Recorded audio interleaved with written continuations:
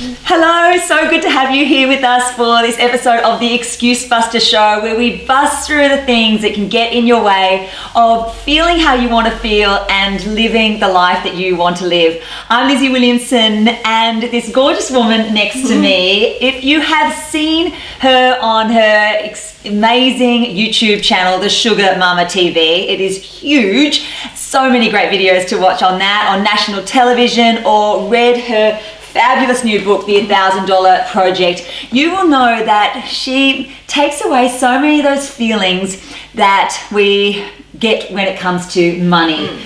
Hopelessness, fear, dread, denial, and instead empowers us to take the doable steps that work in our real life towards financial health and freedom. She's had a prosperous career in banking. She runs her own financial planning practice, is the mum to Rocco and two dogs. Yep, their names? Giuseppe and Sophia. And it's just so wonderful to be sitting next to her, someone who needs as much help as she can get when it comes to money. That's me, but this is Canna Campbell. Hi everyone. Thank you for having me over. Oh, you're welcome, and nice to meet you. Yeah, exactly. Very nice, in the flesh. So you talk and write about money and finances, the way that we can make it possible to get that handbag we've been lusting after, but you also take it all so much deeper than that. What is it about money and the idea of financial health that you love? It's one of the stresses in the world that we actually have a lot more control over, and financial stress infiltrates into so many different areas of our lives. It impacts our relationships, it impacts our career, like how many people are stuck in a job they don't like or an industry that they don't like because they have to because of the money. It impacts our physical and mental health. There's such an onset of financial stress, but when we take back control and we make a few really simple, quick and easy changes in the way that we use money and look at money and think about money, it really does change our opportunities, and it gives us back choice, and that's such a huge luxury in this day and age. And it's funny, I have been working in financial planning for I think over 15 years, and it's nothing about how much you earn or how much wealth you have, but what you do with what you earn. And especially over the long run, when you apply these habits, and they're so easy and they're so easily embedded in your everyday use, you don't even actually think about it, you do it, the results are huge. And building real, solid, authentic wealth is actually very, very achievable. So what is it that you hear people say when it comes to money and finances, those excuses, the dialogue, the mindset that you see really get in our way? Okay, people just go, I'm no good with money, and they just give up, and they don't even have a go at trying. And it's I don't know, it's a combination of fear, it's naive, it's just like, I wouldn't say laziness, but it's like an anxiety that stops us, and it's a self-defeatist attitude. It keeps us not growing, and it's incredibly toxic over the long run. And the thing is, 80% of financial success is actually just boils down to mindset. You know, stop telling yourself you're no good with money, you're bad with money. It's not helping you. You acknowledge it. You say, previously I've been really irresponsible with money, but I'm changing my habits. I'm now doing this, this, and this, and right now it feels so good. So stepping up and taking ownership. And as I said, it's the smallest, most simple things that make a huge difference. Yes, and we're going to get to these simple things because they are this really, really good steps that you will be able to take like right now. Why is it, do you think, that we have this dialogue about money?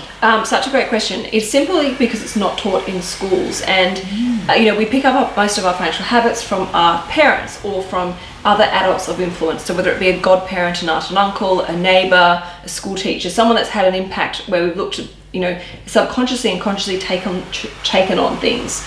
So, even now they're only just starting to look at teaching financial literacy in schools. You ask young kids, where do you get money from? And they'll tell you from the magical wall or from that magical card that, and they don't understand that it's not a bottomless pit of money, and you have to work a certain amount of time. So it is no fault of our own that we've ended up like this, but it's our choice to stay like that, and it's our choice to improve. So really starting to educate yourself around about money. And you don't have to be reading the Financial Review or anything like that. Just some basic elementary facts and habits and attitudes around money will make a huge difference. You talk about that financial stress being really toxic to our health. Yeah. I can totally vouch for that. You might be able to as well if you're watching or listening to this. How have you seen that manifest itself in you and or others? Well, for me, I'm lucky because my father, who's actually ironically out the back of my house helping me with some gardening. He might make an appearance later. Here he comes. Hi, Dad. Hi, Dad. Hello. I forgot what the So, How? can I drop you for a minute? Yes, Dad. I'm sorry, it is important. Do you want me to come? I need you to come here. Is that okay? Okay, right. All right. Just hang there for 2 seconds. Sorry, Dad. Listen, while she's out with the dad, let me just read you something from this $1,000 project. What Canna learnt. I learnt something about myself and what I really value. I learnt that having a home-cooked meal over a restaurant meal is better for my soul, that entertaining friends in my home is far more personal and intimate, that saying no and exercising self-control when it comes to shopping gave me greater appreciation of what I already owned. I felt proud of being selective and conscious of the decisions I made around the way I chose to use money. And I'll get Canna to read a little bit more of that later. We were talking about manifesting, how it's manifested itself in you, that financial stress being toxic to your health. Well, when it comes to anxiety, the best way of trumping anxiety is action. Doing something that directly reduces or eliminates that fear or distrust or worry. So, for example, if you're worried about credit card debt and feeling horrible about, what you've created, well, the best thing is to start paying it down. Even if you can only afford to transfer $1, that's okay, because you're sending to the universe, I'm serious about this debt, I'm going to do the right and responsible thing by paying it down. And obviously then cut the card up and don't use it until the whole thing's paid off. But, stepping up, taking ownership, being mature and sensible, and learning to grow from the experience. So learning, yes, it's going to take me a year to get out of that credit card debt, but that's a really valuable lesson that I'm going to learn, and I'm going to make sure I never repeat that mistake ever again. And, you keep yourself open to what the universe is trying to tell you and explain to you about being responsible with money and being wise with money and sensible with money. Yeah, the person who explained it the most is my dad. Hi, I'm the gardener. So have you learnt that the hard way? No, I was very lucky in that when I, was at university, my father, who's walking out the door right now, was very strict with making sure that we put money aside for savings. I had financial goals of wanting to own my own place, like buy my own place and live in it. So I never really, I've had lots of very, very close friends who've got themselves into, lots of credit card debt, and I've helped them get out of it. But because I had the blessing of having parents who installed financial wisdom and responsibility, generally I've been really great with money. Occasionally I've fallen off the path a bit and got a bit distracted, but because I've known that's not the right path, I've gotten myself back on track, and because I've done so much coaching and advising. Okay, thanks, Dad. Bye-bye. I've done so much coaching and advising, looking at different financial strategies. I've held the hand of so many people. It's like I've gone through it myself, and I've sat on the sidelines and watched and studied and witnessed and, ridden the ups and downs of people going through that. And, you can watch, you don't have to go through a bad experience yourself to become wise with money. You can actually watch people do it around you to think, I don't want to ever be like that. And I have met, and I have plenty of clients who have had parents who are really bad with money, and that's actually their driving force for being really great with money, because they've said, I don't want to end up like my parents, on Centrelink and doing this and that and still having to work at age 70. They've actually taken done all the things I'm talking about, stepping up and taking control, and they actually use that and have turned their mental path they had imprinted in their brain to actually get them out of that situation, and they've built amazing, real, authentic wealth, which is, a stable and secure financial future and a stable situation in the current moment. So you have had postnatal depression. I have as well. Many, many women have. You talk about in the book how some of the steps that you were taking with the $1,000 project, you could tell were really helping your mental state. Yeah. What was that about? It was about seeing how strong I was and realizing, I can do this. Actually, I'm a lot more capable than I think. And, for me, the postnatal depression was a horrible, dark place, and I had very little self-worth and self-esteem. But each time I, got some money into that $1,000 project account, I was like, I'm doing this. I'm actually heading in the right direction. Sure, it's only a baby step, but it feels good, and I wanted to recreate that feeling all the time for myself, and realizing, I'm not defined by my salary and my job. I'm capable of lots of things, and it felt incredibly empowering, and dollar by dollar almost, like I rebuilt an important part of me that had fallen away in over time in transitioning to become a parent. And it was hugely beneficial for giving, maybe some of it was a little bit of a distraction, but it was a healthy distraction, not that it was a mask. It was, like going on a diet. You go, week by week, you lose half a kilo. You're like, I'm on the right track. This is working. I feel good. I feel empowered. I've got a bigger and better skip to my step. And it just made such a big difference to me. You're the first person I've heard talk about money in terms of steps towards that self-worth. Yeah, it's an act of self-love. Just like eating properly, the right foods and minerals and vitamins, it's an act of self-love. Like, you only get one body, you only get one life. You've got an opportunity to show self-respect and self-love, and we all know that when we do that to ourselves, it radiates onto other people and they respect us back. And it's incredibly, the energy of being financially secure, I think shines, because you're able to handle that random bill that comes. Like, my father just told me my drain's blocked out. And I'm like, great, I'm gonna get my plumber back out again. I'm like, it's all right, it's okay, because I have emergency money for that. So it's not going to send me into disarray. And let me tell you, last time my pipe got blocked, it was a $3,500 bill. So it's not just a quick $200 bill. So knowing that you're resilient and strong and can handle most things that get randomly thrown your way means I'm not going to be grumpy at home tonight when I'm having dinner with my son, or when my partner comes over for dinner, or I'm going to sleep properly during the night, not worrying about the bills and the anxiety that comes with things like that. You've got so many fabulous ideas, really creative ideas on how to make that extra money, which is how the $1,000 project got its name, didn't it? This idea of finding ways to make this money that's not your salary or anything like that. And it's funny, we ran a competition on my YouTube channel, Sugar Mama TV, and we were giving away $1,000 because we wanted to hear what other creative ideas people had.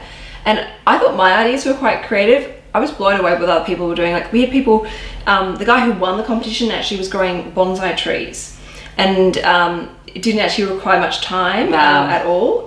He was making $400 cash a month. Another person was growing fruit trees and selling them, but also growing fruit trees and using the fruit to make into jams and pickles, things like that. We had another one which was brilliant. Was this person was doing proofreading and dictation, but she was doing dictation for the police force. So it was quite gruesome stuff, but because it was quite heavy, she said it was paying extremely well, and she was also making a fortune. And that was work from her home. She didn't have to leave the front door to earn money, and she was able to do it in her own hours. It really is amazing, especially in this day and age. To earn money outside of a salary. On a weekends, early in the morning after work. We're not defined by 9-to-5 salaries. And this is all going towards putting us in a position where we're making what you call smart passive income. So every time I generated some money through, doing extra jobs, selling things, working weekends, working early in the morning or in the evening, I put that money proactively into a separate account so I wouldn't get tempted to spend it. And every time I had $1,000 ready to go, I would immediately invest it. So there was just no temptation to spend it. And when you buy shares, and I was buying Australian industrial shares and ETFs and listed investment companies, if you head to my website, you can actually see what shares I was buying. I'll have all the links up there. Every time I was buying a share, I knew that generated passive income. And for a rough figure, rough rule of thumb, it's around about 5% dividend, which is passive income, which is income that you don't actually physically do anything to earn it. So my first $1,000, I knew that was going to pay me $50 a year in passive income. So I just continuously repeated it. I reinvested all my dividends as well. So in 12 months, I had saved and invested $32,000 and was generating a passive income of over $1,650 or close to it. And I donated that money to the Gidget Foundation, which supports women with post-traumatic stress syndrome and anxiety. And then I did it all over again. I actually missed the project. I had a 3-month break from it, and then got back on the bandwagon again, did it all over again, and then did 36,000 in 13 months. And I think I'm doing round 3 at the moment, and so far the portfolio's held like $72,000 invested in it, and it's now making a passive income of just under $4,000 a year. So I physically don't do anything to earn that $4,000 a year, and eventually I want that to be big enough to pay for all my living expenses so that I don't have to work if I don't want to. Amazing. And that money will still be given to charity. My daughters, by the way, are so into it. So they've called it the $100 project. Oh, yes, that's the thing. You can call it you can do a $10 project. Someone even emailed me and said they're doing the $10,000 project. And I was like, whoa, like, wow. You should probably be running this YouTube channel, not me.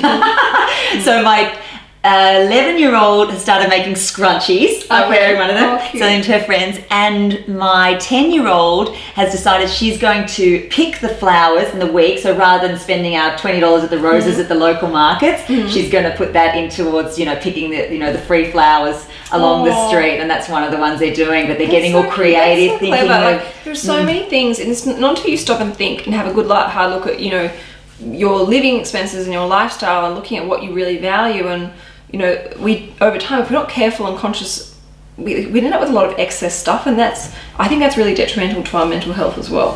What's so good about all of this is, like I said before, it works in your real life. People often talk about money, and I hear a lot, outsource, get people to do everything for you. Like, well, I can't outsource if I'm not making enough money to do that. So I love it's so in your real life. It's such great actionable steps that you can take. What are some of your favorite steps when it comes to money and financial health that you love, and that you see that the little steps can actually become those big game changers? Yeah. All right. I practice what I preach. So what I do is I might have a credit card. Well, I have a credit card, but I only use it for major expenses, and I normally immediately transfer cash onto it. So I get the frequent flyer points, but I never actually owe any money on my credit card because I almost use it like a debit card almost. So stay out of credit card debt. If you are bad with credit card debt, you are simply someone who should not have a credit card in their lives. The next thing is superannuation. Never ever neglect your superannuation. You should have ideally one superannuation account. Do not go with the default balanced option, which if you don't select the investment you want in your super, they'll just put you into it. Generally speaking, the younger you are and the longer until you're hitting retirement, the more risks you can afford to take. And you want to, with superannuation, maximize your opportunities for long-term growth, which generally means investing in a growth to high growth investment portfolio. But obviously always check your risk profile to make sure that's right and understand what you're investing in before you do anything at all. But essentially you want your superannuation money to be working as hard as possible. And that does mean taking on more risk, but over the long run, if it's an educated risk, it can mean you end up with a lot more funds in super, which means a more comfortable retirement and an earlier retirement, potentially. You also talk about using cash, which is a great one, that old idea of handing over cash, seeing the cash, getting your kids to see the cash as well. So important. And it's funny, I had to buy a Rocco wetsuit a couple of months ago, and I paid for it in cash, and the guy looked at me completely dumbfounded, as in what is that? And I'm like handing it over. Look, recently we've got to accept we're moving to a cashless society. I do push using cash for people who are in financial difficulty and big spenders, because it brings them back down to earth again, keeps them grounded and centered. But the reality is that's not sustainable in the world that we live in. We have to adapt with it. We have to move with change. So for I am starting to, and I've done a video around this, like how to operate in a cashless society, and that I am now starting to use like an ATM debit card for all my small purchases where I'd normally use cash. I check my bank accounts every day. I check my transactions every day. I know I have a budget. I know that I have a certain amount of money to spend from Monday to Friday on coffees, dry cleaning, lunch. Once I've gone through that, that's it. I have to stop. I also have a similar amount for the weekends as well. So I have a budget. I understand how much I've got allocated. I know what's left over, so I can separate that money for a rainy day or put it into my emergency savings account. But it's checking those transactions, knowing, because we all forget what we've just spent. Like if you ask me what I spent over the last couple of days, I can't remember, but by logging in my account, I know exactly what's going in and what's going out. And it's a nice feeling when you log into your account and go, wow, there's actually a little bit more than I expected there to be in there. Money's something that I hear, because I'm in exercise, and go, well, I can't do this, I can't exercise, etc. I don't have the money. What if they came to you and said that? What would you say? I'd say that's absolutely ridiculous. Like, it starts with $1. And yes, you do need to get yourself out of debt before you start building wealth, but that's a very valuable and very important lesson to go through. So for people like that, we need to then go through their living expenses and work out, why do you not have any money? What's the start to the story? And that's, if we can change the start to the story, we'll change the end. So look at, like, you know, maybe you spend too much on clothes. Maybe you're getting too many, you know, takeaways, or, you know, indulging in this or that. You need to peel back the layers and see what's your money story and change it. When you have looked at the people you've heard from, who've read your book, who watch your Amazing Sugar Mama TV channel, and who are your clients, what do you see happens to them when they achieve that financial health, when they have a switch about money, when they become more mindful with money? It's amazing. I can physically see it in them, and you know, they look happier. They look and they'll tell me how they feel. They're like, I'm so much more energetic. I like, all that fear is just, anxiety is just gone. Like, and also they become incredibly protective of their situation, because, like, this took me 8 months to get that credit card off. There's no way I'm letting anyone use my card or lending money to anyone. They you know, I love seeing my savings in my account. I'm so excited about giving some more money to put us away to invest in my portfolio for me. Like, there's this rush, and they're really passionate, and it's a total change. Where when I first met them, they were burying their head in the sand. They had every excuse under the sun. They had these, like, oh, well, I had to do this, I had to do that, and then this happened, and that happened, and it just all spun out of control. Like, they've got so much more control, and they realize they're back directing their own life again. And also other things, it infiltrates into other facets of their life. Like, often, as people's debts come down, often I notice they've lost weight as well. There's this, like, huge clearing of energy, you know, in their lives. It's euphoric is probably the best way of explaining it, and it's the most rewarding thing, sitting across in my office, the boardroom table, looking and hearing people tell me how much it's changed. And the pressure and stress also off relationships, because I have a lot of married couples that I look after, and they'll come and see me together, and they have these different money stories and values. I've got to get them singing off the same page together. And they're like, great, we now just put our financial worries on you, and you take care of it. And I give them the rules. It's my rules or the highway, like, and it works. And they get it, and they start, you know, sometimes it can turn so much that the person who was irresponsible with money ends up being the most responsible person. I know, just lastly, I know that you believe, as I do too, when it comes to exercise and self-care and health, that having that why is so important. Yeah. Setting those goals. What's your why? My why is time. Having, you know, not running around like a headless chicken, not being present. You know, my why is being able to, you know, if a girlfriend calls me and it says, can you come over and I need some help with something, be able to drop everything and do it, because I'm not worried about my job or, you know, the money coming in to pay the bills. My ability to say to a charity, you know what, you need help, here's a check for a certain amount of money. Be able to take my son and go with my partner on, you know, a spontaneous weekend away or a holiday overseas. You know, it's about having choice and time for connections, because that's really what makes us feel wealthy. And the pillars to authentic wealth are physical wealth, intellectual health, financial wealth, relationship wealth, and spirituality health. So, you know, it's not just about money, it's about, like, real freedom.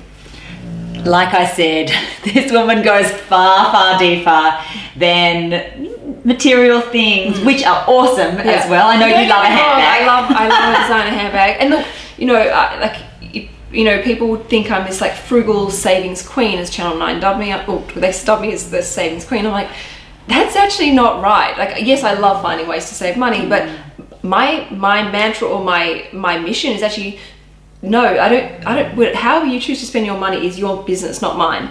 But let's look at, if you want to spend money, let's earn more money. Let's find ways to manifest more money. Let's find ways to create more abundance for you. It's about raising your bar rather than living lowly and tightly, meanly, because that comes from a place of scarcity. And that's actually quite a toxic place to be in. But when you're open to the flow of money, you realize there's opportunities to manifest more money in your life. Brilliant. Canna, thank you so much for being here. I'm sure that you have seen these examples of how the little things really do make a big difference. Yeah, huge difference. Yeah. Huge difference. Never underestimate them. We are very, very, very lucky to have you on our screens in our bookshops. $1,000 project is, how do we get this? And I just dropped, I think there were 8 copies at Bondi Junction. Is it Harry Hart? Harry Harter, yeah. That's at the bookshop in Bondi Junction, Westfield. There's, I think, 8 of them. They've all got different messages written by me inside. Oh, that's really... So if you want to get one from there. Really cool. And subscribe to the Sugar Mama TV. Yep. Everything is free. And, we have the newsletter if you subscribe to the website. If you go to the website, you can watch all the videos there as well. There is so much content. Obviously, like us on Facebook. We're actually starting up a new group within the Sugar Mama, community called the Sugar Tribe, which I'll be sharing with my subscribers shortly. Oh, fantastic. So make sure you subscribe to Sugar Mama TV. Now, we'd love to start a conversation with you as well in the comments about money, financial health, what's been getting in your way, what do you say to yourself, or what's really resonated with you from this episode here, and we'd love to start that chat with you there. Be sure to like and share this Facebook live with your friends. Anyone who you know would really do with hearing what Canna has to say, which I'm sure is many, many people. And we really look forward to seeing you for another episode of the Excuse Buster Show very, very soon. Thank you. No, my pleasure. Oh, gosh, you're amazing. All right, we'll see you later. Okay, bye.